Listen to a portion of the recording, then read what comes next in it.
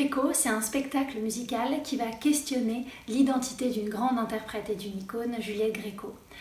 En 1973, Juliette Gréco, elle va donner une interview dans l'émission Radioscopie de Jacques Chancel. Et c'est cette interview qui a été notre point de départ pour l'écriture avec la co-auteure, ma cousine Mazarine Pinjot. En effet, c'est une interview qui est surprenante de théâtralité parce qu'on voit Juliette Gréco se défendre de manière redoutable avec beaucoup d'humour, de fulgurance, de poésie, de silence, et puis aussi avec l'interprétation de toutes ses chansons. Elle défend sa propre légitimité en tant que personne. Et on voulait aborder cette écriture et ce spectacle sans que ce soit un récit linéaire ou un biopic sur Juliette Gréco. On voulait essayer de toucher l'intimité de Juliette Gréco, et forcément, ça touche aussi notre propre intimité quand on voit une personne qui se défend et qui refuse d'être assignée une image, et qui refuse l'image qui lui colle à la peau, cette image qu'on projette sur elle.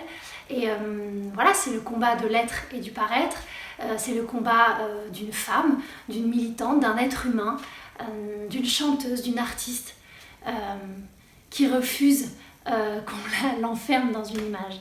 Donc ça parle de liberté, ça parle du métier de l'interprète, de théâtralité, et surtout, voilà, c'est sur scène, il y a un musicien, 3 comédiens, une comédienne, un homme, une femme, un homme habillé en femme.